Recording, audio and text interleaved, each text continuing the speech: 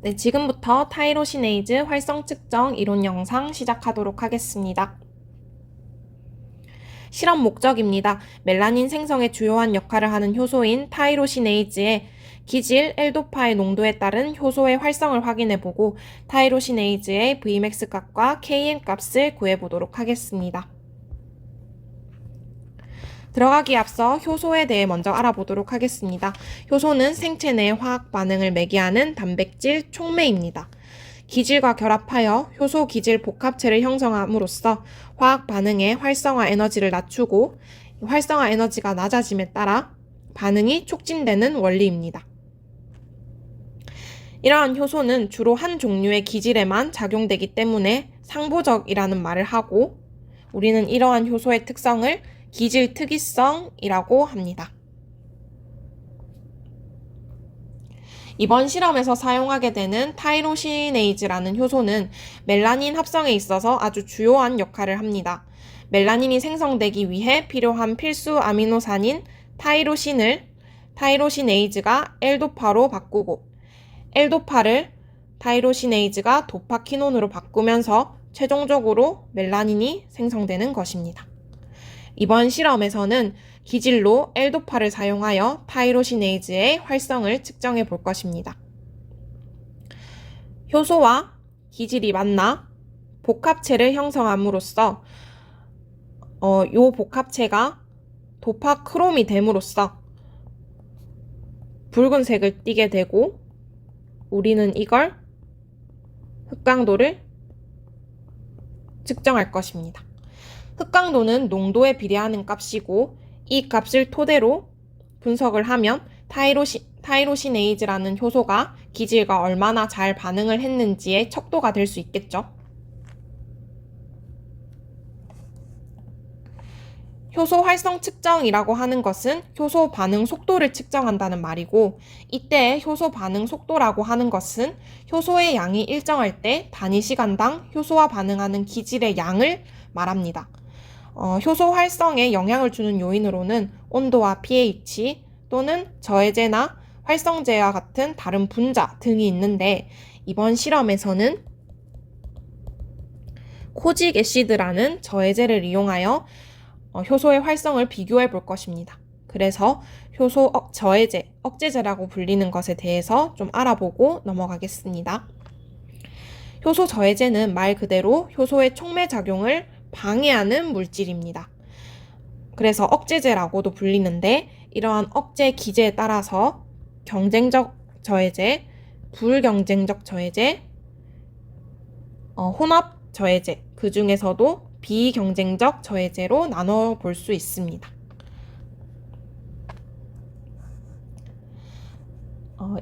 일반적으로 반응 시간이 경과됨에 따라 반응 속도가 떨어지기 때문에 활성 측정에는 초기 속도 V0 값을 사용하게 됩니다. 그래서 이제 밑에 미카엘 멘텐식을 보면 이 식은 변수 기질의 농도에 따른 반응 속도를 나타내는데 기질의 농도가 분자와 분모 모두 있음에 따라 우리가 알고자 하는 Vmax 값과 Km 값을 구하기가 쉽지 않습니다. 그래서 미카엘 멘텐식을 역수로 취한 라인웨버 버크식을 이용하여 우리가 알고자 하는 Vmax 값과 Km 값을 알아보도록 하겠습니다. 라인웨버 버크식으로 보면 기질의 농도분의 1을 변수로 하여 그에 따른 반응 속도의 역수의 그래프를 그리면 보기와 같이 선형적인 그래프를 얻을 수 있습니다. 이 그래프에서 y절편 값을 통해 Vmax 값을 구할 수 있고 이렇게 구한 Vmax 값을 이용하여 기울기 값과 비교해 최종적으로 Km 값을 구할 수 있겠습니다. 그러면 이렇게 구한 Km 값과 Vmax 값이 각각 어떤 것을 의미하는지를 알아야겠죠? 먼저 Vmax 값부터 설명을 드리자면 Vmax 값은 말 그대로 최대 반응 속도를 의미합니다. 다시 미카엘 멘텐식으로 돌아가면 효소의 양이 일정하다고 했을 때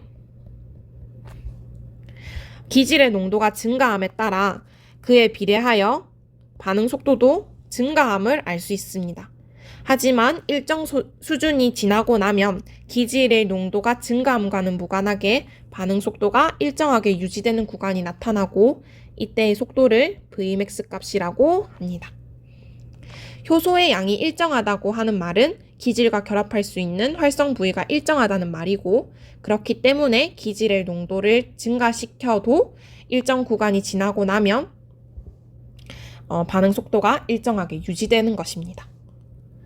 그리고 Kn 값은 미카엘 상수로서 초기 속도 값이 Vmax의 절반이 될 때의 기질의 농도를 말합니다. 이 Kn 값은 기질과 효소의 친화도를 나타내는 척도인데, Kn 값이 크다는 말은 그 특정 속도에 도달하기까지의 기질의 농도가 많이 필요하다는 거고, 기질의 농도가 많이 필요하다는 것은 효소 기질 친화도가 낮다는 것을 의미하겠죠. 반대로 Kn 값이 작다는 것은 그 특정 속도에 도달하기까지의 기질의 농도가 적다는 거고, 적은 양으로도 그 속도에 도달할 수 있다는 말은 기질과 효소의 친화도가 강하다는 거겠죠.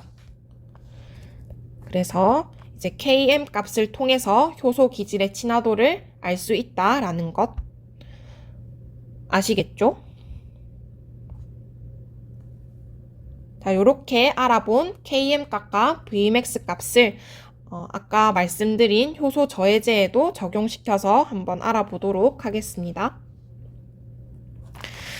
크게 경쟁적 억제제, 비경쟁적 억제제, 불경쟁적 억제제 세 가지로 나눠서 보시면 파란 색깔 그래프가 저해제가 없을 때, 그리고 빨간 색깔 그래프가 저해제가 있을 때의 그래프를 나타냅니다.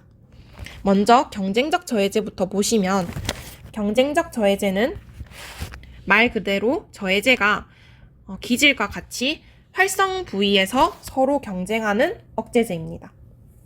그렇다 보니까 결론적으로 저해제가 들어감으로써 들어가기 전과 비교했을 때 Kn 값은 증가하고 Vmax 값은 유지됩니다.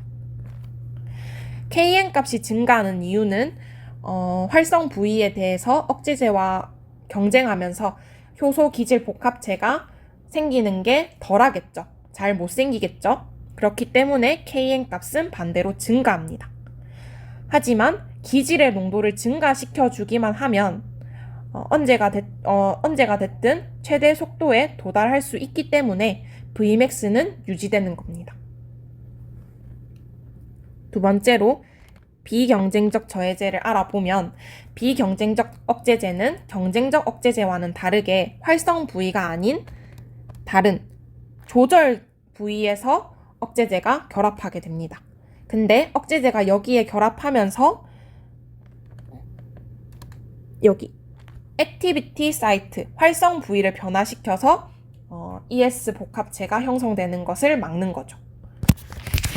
그래서 결론적으로 ES 복합체 형성을 막기 때문에 Vmax 값은 감소합니다. 하지만 기질 자체는 여전한 친화도를 가지고 이와 결합하고자 하기 때문에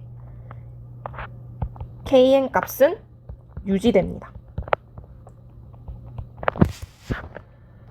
마지막으로 불경쟁적 억제제를 보면, 불경쟁적 억제제는 ES 복합체에만 붙고자 합니다. 다시 말하면 기질 복합체에만 결합하고자 하는 저해제라는 거죠. 그래서 ES 복합체가 줄어듭니다. 왜냐하면 ESI로 이제 결합하고자 함이 더 크기 때문이죠. 그러면은 결합하기 전에 ES 상태의 복합체는 양이 줄어들겠죠. 그렇기 때문에 Vmax는 감소를 하고 ES 복합체가 줄어들기 때문에 ES 복합체를 많이 만들고자 하겠죠. 그렇기 때문에 Kn 값은 증가합니다. 감소합니다. 죄송합니다. 감소합니다. 이해되실까요? 그래서 억제제의 종류에 따라 억제제가 들어가고 그리고 억제제가 안 들어가고의 그래프 차이가 나타나게 되고, 그 그래프 차이와 더불어서 KN 값과 Vmax 값을 비교해서 그 저해제가 어떤 저해를 하는지를 알 수 있겠죠. 네, 다음은 실험 방법입니다.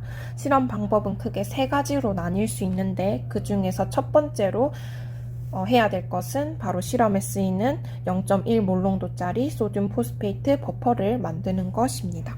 pH 6.8짜리 버퍼를 만드는 것인데, 따로 대면 실험에서 버퍼를 만들어서 진행하진 않을 겁니다. 물론 실험 영상에서도 버퍼를 만드는 것은 보여드리지 않을 겁니다. 왜냐하면 정리석 조교님과 시약 및 버퍼 제조로 간단히 랩 0번 해서 실험을 진행할 거기 때문에, 그때 정리석 조교님께 배우기 때문에 지금은 버퍼를 만들기 위해 부피 계산을 어떻게 하는지만 간략하게 알아보고 넘어가는 정도만 하겠습니다. 그래서 보시면 버퍼를 제조할 때는 핸더슨 하셀바흐식을 이용하여 버퍼를 만들기 위해 필요한 부피비를 계산을 할 겁니다. 그래서 우리가 만들고자 하는 pH 그리고 기존에 알려진 pKa 값을 이용하여 계산을 하면 산과 그의 짝 염기에 대한 몰농도 비를 알 수 있습니다. 이때 산은 소듐 다이하이드로젠 포스페이트, 그의 짝 염기는 다이소듐 하이드로젠 포스페이트 이고, 각각 필요한 양을 계산을 할 때 산과 그의 짝 염기의 농도가 동일했기 때문에 이는 곧 부피비로 봐도 무관합니다. 이해되실까요? 이렇게 부피분의 1이라고 표현한 것은 몰농도가 부피에 반비례하죠. 그렇기 때문에 이렇게 표현을 했고, 그렇게 되면 부피비를 알 수 있을 거고, 그럼 최종적으로 소듐 포스페이트 버퍼 100ml를 만든다고 했을 때 필요한 각각의 부피비를 알 수 있을 거죠. 근데 그거는 1몰롱도짜리 소듐 포스페이트 버퍼 100ml를 만들기 위한 부피비이기 때문에 1을 10배 희석해서 계산한 값이 이제 최종적인 0.1몰롱도짜리 소듐 포스페이트 버퍼 100ml를 만드는데 필요한 양이 되겠습니다. 이제 pH를 맞춰줄 텐데, 이제 실험을 해보시면 아시겠지만 pH가 바로 맞춰지진 않습니다. 그래서 모자란 만큼 인산을 넣어주던지 아니면 염기, 수산화 나트륨을 넣어줘서 pH를 맞춰주시면 되겠습니다. 그리고 타이로시네이즈와 코직 애시드를 앞에서 만든 버퍼를 다시 절반을 희석을 해서 0.05 몰롱도짜리 소듐 포스페이트 버퍼를 만들어서 이를 이용해 희석해서 만들어주시면 되겠습니다. 그래서 희석시킬 때에는 MV는 M-V- 물킨 공식 이용하시면 되고, 제조 후에는 항상 온아이스 상태 유지하면서 보관해 주시면 되겠습니다.